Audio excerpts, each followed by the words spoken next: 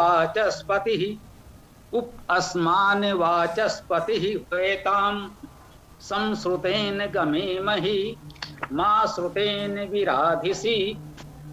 वाचस्पति निकट बुलाए हैं हमको भी निकट बुलाए वे, हम सब श्रुत के अनुसार चलें श्रुत से विपरीत न सिद्धि करें।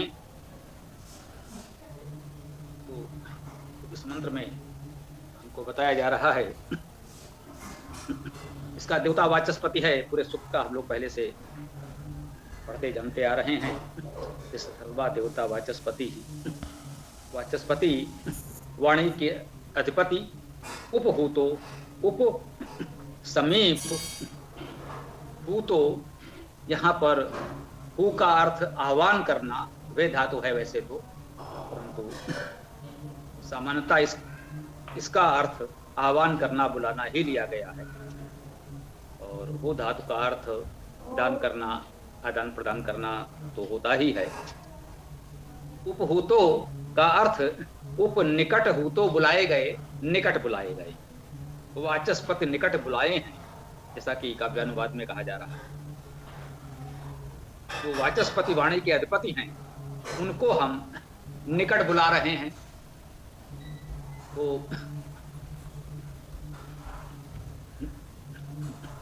आध्यात्मिक अर्थ में वाचस्पति वेद वाणी के अधिपति परमेश्वर तो सर्वव्यापी है। उसको बुलाने का भाव यही हो सकता है कि हम उसे अपने हृदय में धारण करें, हम उसका सामीप्य, निकटता अनुभव करें। हमारे लिए बुलाने का भाव तो यही हो सकता है। दूसरा पक्ष है आध्यात्मिक के साथ साथ जो लौकिक अर्थ हम लोग ग्रहण करते हैं, अपने व्यवहारिक जीवन में जो प्रेरणा ग्रहण करते हैं, उस अर्थ में कह सकते हैं जो वाचस्पति हैं, वाणी के अधिपति हैं, अर्थात जो समाज के विद्वान लोग हैं, जो वेदों के गंभीर अध्येता हैं, वैदिक विद्वान हैं, उनको निकट बुलाया, उनको दूर न रहने दें।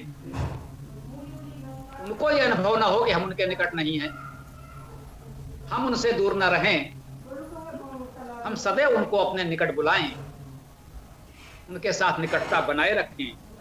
तब तो इस वेद वाणी का लाभ हमको मिलता रहेगा। उप असमान, उप समीप, असमान हमको वाचस्पति ही वयता, और जो वह वाचस्पति है, वाणी का अधिपति है, वह असमान हमको उप समीप वयताम बुलाए, हम उसे निकट बुलाएं और वह हमको अपने निकट बुलाए, तभी तो हमारे संबंध निभ पाएंगे।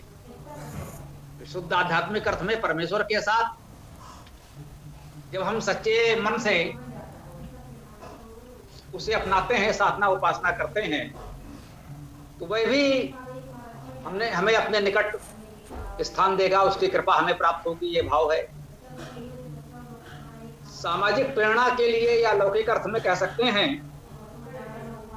कि हम वैदिक विद्वानों को अपने पास बुलाएं, अपने निकट बुलाएं, तो स्वाभाविक है वे भी हमको अपने निकट बुलाएंगे। और यदि वैदिक विद्वानों के साथ हमारी ये निकटता बनी रहेगी तो हम भटकने नहीं पाएंगे, हमको सही जानकारी हो वेद में क्या है। जो भी प्रश्न हमारे मन में आएगा हम पूछ सकते हैं, जान सकते हैं, समझ सकते हैं। तो हम वेद विद्या को समझते रहेंगे, वैदिक विचारधारा से जुड़े रहेंगे, हमारे जीवन को सही दिशा मिल सकेगी। और यदि ये हो सका, जी हाँ, आगामी पंक्तियों में इस बात को और स्पष्ट किया जा रहा है कि हाँ, इसका अर्थ संभवता यही है। परमेश्वर तो वाचस्पति है ही, लेकिन वाचस्पति से जहां पर वैदिक विद्वानों का भाव भी प्रमुखता से ग्रहण किए जाने योग्य है, हम वेद के विद्वानों को निकट बुलाएं और वे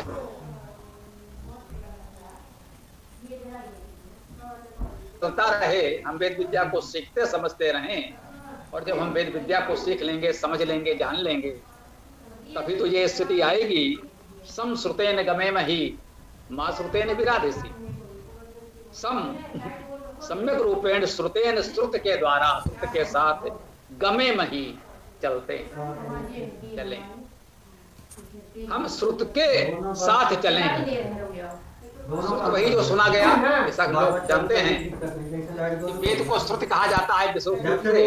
वैसे तो श्रुत सुना गया, जो कुछ भी हम सुनते हैं वे सब कुछ श्रुत है, परंतु पारिभाषिक शब्दावली में विशेष रूप से वेद को श्रुत कहा गया है, क्योंकि इसे माना गया कि हमारे आदि ऋषियों ने परमेश्वर से ही सुना तो ये विशेष श्रुति हो गई।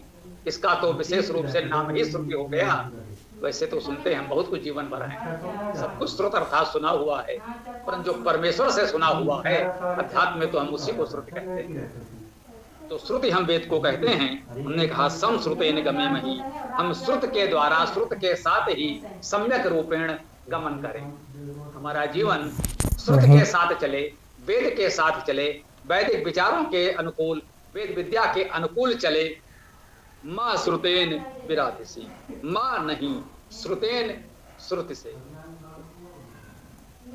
श्रुत के अनुकूल चलें ये बताया गया। उसके बाद उसे और रेखांकित किया जा रहा है, कह रहे हैं माँ श्रुतेन विराधसी, श्रुति के भी विशेष विपरीत विरोध ये सभी अर्थ होते हैं। माँ श्रुतेन विराधसी, इस श्रुत के विपरीत आराधन न करें। जो कुछ भी हम आराधन करते हैं, साधना करते हैं, सिद्ध करते हैं, आराधना करते हैं, वह श्रुत के अनुकूल ही हो, श्रुत के विपरीत न हो, श्रुत से अलग न हो। वेद के अनुकूल साधना, उपासना, आराधना होगी तो वो सार्थक है, सुंदर है, सत्य है।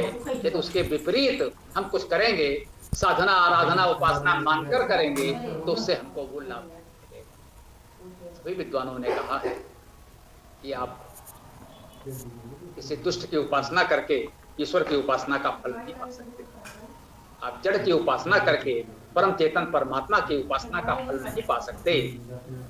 यदि हमें वास्तव में उस सर्वव्यापी चेतन सत्ता परमेश्वर की उपासना करनी है, उसका लाभ प्राप्त करना है, तो जो उसका उचित मार्ग है, जो उसके वेदवाणी में हमको बताया जाता है, उस वेद के अनुकूल ही हम चलें, वेद के अनुकूल ही साधना उपासना करें।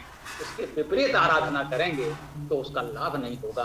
ये मंत्र बहुत बहुत बहुत स्पष्ट शब्दों में ये बात कह रहा है कि हमें वेद के अनुकूल ही साधना उपासना आराधना करनी है। उससे अलग यदि कोई मार्ग बताता है तो वो सच्चा मार्गदर्शक नहीं है, वे साधक उपासक संत गुरु नहीं है। हम उसे अपना गुरु आचार्य नहीं मानेंगे, हम अपना गुरु आचार्य मार्गदर्शक उसी को मानेंगे जो वेद का विद्वान होगा और वेद मंत्रों के द्वारा हमें बताएगा कि वेदों में ये कहा है, वेद मंत्र में ये बताया गया है, हमें इसके अनुसार चलना चाहिए, इसके अनुसार हमें साधना उपासना आराधना करना चाहिए। ओम। इसका जो भी प्रश्न हो, जो कुछ कहना चाहते हो, अब हम लोग चर्चा कर सकते हैं।